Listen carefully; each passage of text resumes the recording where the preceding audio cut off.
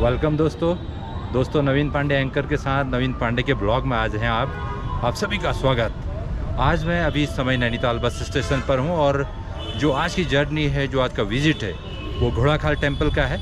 और घोड़ाखाल टेम्पल के बारे में बहुत सारी बातें आज होने वाली है। आप मेरे ब्लॉग में बने रहिएगा और मेरे चैनल को सब्सक्राइब कीजिएगा। तो आज का ब्लॉग नवीन पांडे एंकर के साथ नैनीताल टू घोड़ाखाल टेम्पल। और इस समय मैं घोड़ाखाल मंदिर की तरफ जा रहा हूँ और भूमियाधार नैनीताल से 5 किलोमीटर दूर एक स्पॉट है और यहाँ पर सेल्फी पॉइंट देखिएगा, सुंदर नज़ारे पीछे के। बहुत सारे टूरिस्ट आज यहाँ पर हैं और इसमें मेरे ब्लॉग में आपका स्वागत है। फिर अब मेरे पूरे ब्लॉग में बने रहिएगा। घोड़ाखाल टेम्पल और भीमताल की हसीन वादियाँ मैं आपको दिखाने जा रहा हूँ।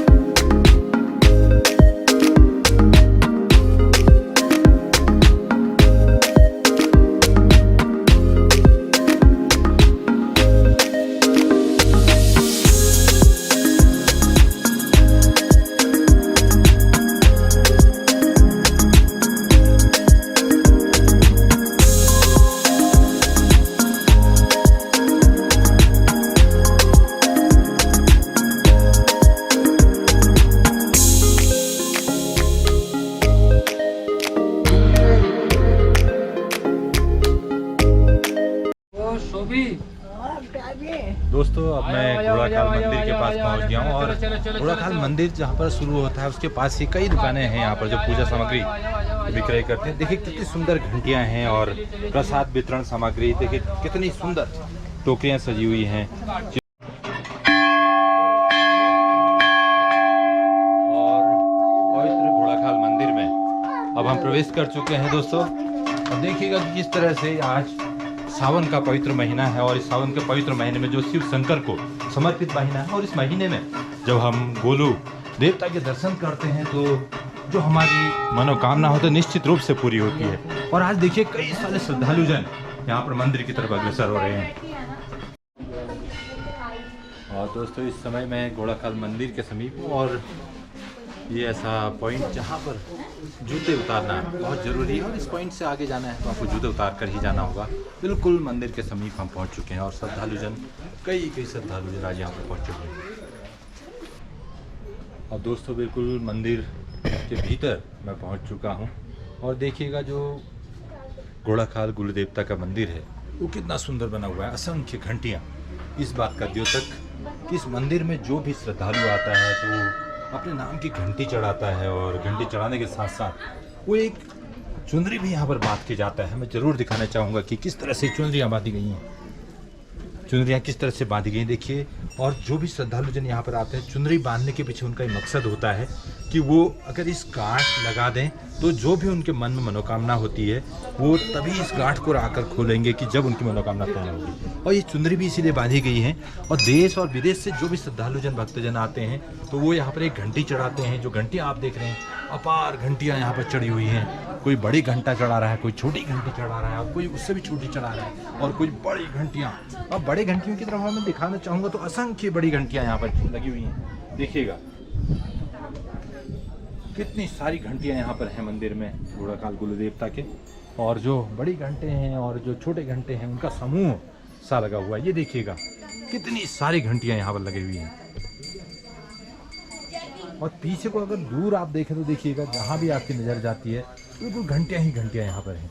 और ये जो चुंदरी बांधी गई है, चुंदरी में जो गांठ लगाई गई है, आज मेरे बेटे मेरे साथ हैं, उनसे ज़रूर कहूँगा कि जो गांठ के बारे में है मैं आपको बताना चाहूँगा। गांठ इसलिए लगाई जाती है कि जो भी आपकी मनोकामना होती है उसको आप चुंदरी के माध्यम से यहाँ पर भगवान चितई गुरु देवता और घोड़ाखाल गुरु देवता को समर्पित करते हैं और ये चुंदरी बांध कर जाते हैं। और जब आपकी मनोकामना पूर्ण होती है तो किसी भी चुंदरी की गांठ को खोल देते हैं और यही होता है घोड़ाखाल गुरु देवता का आपके प्रति स्नेह और आपके प्रति आशीर्वाद। और अब मैं बिल्कुल घोड़ाखाल मंदिर के जो मुख्य मंदिर है वहाँ पर पहुँचा हूँ। गुरु देवता की आराधना, गुरु देवता की स्तुति कैसे भक्तजन कर रहे हैं देखिएगा। पाठ का संकल्प लेंगे, अपने परिवार के साथ हाथ में हाथ लगाओ हैं, परिवार के साथ हाथ में हाथ लगाइए, हाथ कीजिए आगे को, हाथ में हाथ लगाए, लो हाथ कीजिए पहले, लो हाथ।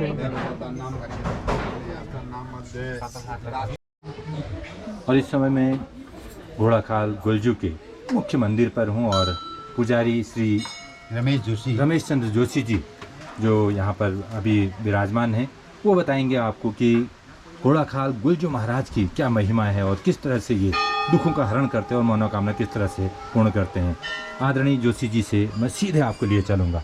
जोशी जी, जो घोड़ाखाल गुलजू देवता के बारे में हम जानते हैं, जितना भी भक्तजन जानते हैं, तो क्या कहेंगे आप, किस तरह से महिमा है, किस तरह से भक्तजनों के कष्टों को हरते हैं गुलजू महाराज? देखिए, जैसे अतितीक्ष्ण महाकाय कल्पांतम दहनोपवम भैरवाय नमस्तुभ्यम दुरार्मश्रु। इससे कितने ही तीक्ष्ण आपको दर्द हो, असा पीड़ा हो, आपको जितने ही कष्ट हो, ये बटू भैरव के अवतार हैं, ग्वाले देवता। यहाँ पे जो प्राकृतिक रूप से ये पिंडी निकली थी, इस पिंडी के हम विशेष कर पूजा करते हैं और ये शक्ति माँ कालिंगा की शक्ति है। यहाँ पर आकर लोग मन्नत मानते हैं। आज तक मैंने जो देख रहा हो, जिसने भी मन्नत मानी, अर्थात न्याय के लिए, विशेषकर न्याय के लिए जिसने भी प्रार्थना मानी उसका न्याय मिला है। हाँ, जो एक प्रश्न और जो देश विदेश में जो हमारा भारत में जो ले यहाँ पर श्रद्धालुजन उन्हीं वही न्याय देवता कोणी गुलजू महाराजन से न्याय देवता कोण पछिल की कहन छु की कही जाए न्याय देवता जो न्याय करें, न्याय जी इन्होंने गद्दी लगा रखी, इन्होंने अपने राजा हलराई चाल भाई हूँ। अच्छा। इन्होंने राजपाट न कर बेर जनता के राज दिलोनाई जी, न्याय दिलोनाई जी अपने अपने हर गद्दी लगे, जमे की 3 प्रमुख छन। एक सबसे पहले जो गद्दी छे वो चंपावत में छे, दूसर घोड़खाल और तीसर चितई अल्मोड़ा में छे। इसी 1 2 3 एना मुख्य गद्दी छन, जाइयो बैठ भी न्याय कर छी। इस समय मैं घोड़ाखाल मंदिर परिसर में हूँ और अभी भी पंडित रमेश चंद्र जोशी जी जो पुजारी हैं इस मंदिर के, उनके द्वारा जो गुलजू महाराज के बारे में आपको बताया गया कि चंपावत, घोड़ाखाल और चितई गुलजू महाराज की 3 शक्तिपीठ हैं और इस समय हम घोड़ाखाल पीठ में उपस्थित हैं। तो गुलजू के बारे में एक और लोक कथा है। कहा जाता है कि राजा झालूराई जो कि कतुरी वंश के राजा थे और उनकी कोई संतान नहीं थी। पहली 7 शादियों से, 7 रानियों से जब उनकी कोई संतान नहीं हुई तो उन्होंने 8वीं शादी की। 8वीं शादी उनकी पंचदेवों की बहन कलिंगा से हुई और कलिंगा से शादी के बाद जब कलिंगा गर्भवती हुई तो कलिंगा को जब संतान उत्पत्ति का समय आया, उस समय 7 रानियों ने राजा से निवेदन किया कि जिस समय आपकी संतान प्राप्ति होगी उस समय हम कलिंगा के समीप रहेंगी। राजा ने उनके प्रस्ताव को स्वीकार कर लिया और प्रसव पीड़ा जब कलिंगा को होने लगी तो उस समय 7 रानियां उनके साथ थी। 7 रानियों ने कलिंगा से कहा कि आप अपनी संतान का मुंह देखोगी तो वो जन्म के तुरंत बाद मृत्यु को प्राप्त हो जाएगी। कलिंगा मान गई और उनकी आंखों पर पट्टी बांध दी गई। उसके पश्चात जब उनको संतान प्राप्ति हुई तो लोहे के एक बॉक्स में बंद कर उस संतान को नदी में बहा दिया गया और कहा गया कि आपको संतान के रूप में ये सिलबट्टा प्राप्त हुआ है। तो यही कहानी है झालूराई की संतान उत्पत्ति में। और जब इस लोहे के बॉक्स को नदी में बहा दिया गया तो ये एक मछुआरे को ये बॉक्स मिला और उसके भीतर सुंदर बालक को देखकर मछुआरा उस बालक को घर ले गया और उसको संतान के रूप में पाल पोस कर बड़ा किया और यही वीर बालक बड़े होके गुलजू के नाम से प्रसिद्ध हुए। तो इस समय देख रहे हैं आप गुलजू के दरबार में पिंडी दर्शन और गुलजू महाराज का ये सुंदर चित्र। और रमेश चंद्र जोशी जी जो प्रकांड विद्वान है इस मंदिर के, उन्होंने अभी आपको बतलाया भी था कि किस तरह से गुलजू 3 शक्तिपीठों में से एक शक्तिपीठ है। और आज आप घोड़ाखाल मंदिर में साथ दर्शन कर रहे हैं। गुलजू के घोड़े में सवार हैं इस समय गुलजू, और नीचे अगर पिंडी को आप देखें तो पिंडी की पूजा भी बहुत बड़ा पुण्य आपको प्राप्त करती है। और इस समय पूजा अर्चना के बाद भक्तजन अपनी मनोकामना को पूर्ण करने के लिए घंटियों को जब समर्पित करते हैं, घंटी को बातें देखिए एक दृश्य सुंदर दृश्य। दिल्ली से ये भक्तजन हैं और ये घंटी को चढ़ा रहे हैं माँ की स्तुति करते हुए और गुलजू की आराधना करते हुए। ये पूरा परिवार इसमें देखिए किस तरह से घंटी को यहाँ पर समर्पित कर रहे हैं और घोड़ाखाल गुलजू के चरणों में ये घंटी समर्पित कर दी गई है अपनी मनोकामना के साथ कि हे गुलजू, आप हमारी मनोकामना को जरूर पूर्ण करेंगे और अगली बार जब भी हम आएंगे तो जरूर आपके दर्शन करेंगे, जो भी मनवांछित फल है उसकी आप परिपूर्ण कीजिए। देखिए किस तरह से भाव समर्पित कर रहे हैं। तो दोस्तों, इस समय मैं घोड़ाखाल मंदिर से वापस लौट रहा हूं और भीमताल के ठीक ऊपर हूं और भीमताल जो घोड़ाखाल मंदिर से उसका सुंदर नज़ारा आप देखिएगा। पृष्ठभूमि में भीमताल और कितने सुंदर नज़ारा इसमें भीमताल का दिखाई दे रहा है। भीमताल की झील भी आपको ज़रूर दिखाई दे रही होगी और साथ ही बादल और ये सुंदर मकान और सुंदर पेड़ पौधे।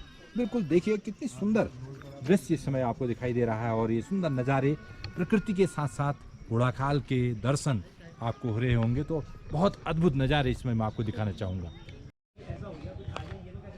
और दोस्तों, इस तरह के कई ब्लॉग मैं आपके साथ बनाता रहूँगा और ब्लॉग में आपको बहुत सारी टूरिस्ट स्पॉट और दर्शनीय स्थल उत्तराखंड के और नैनीताल के दिखाता रहूँगा।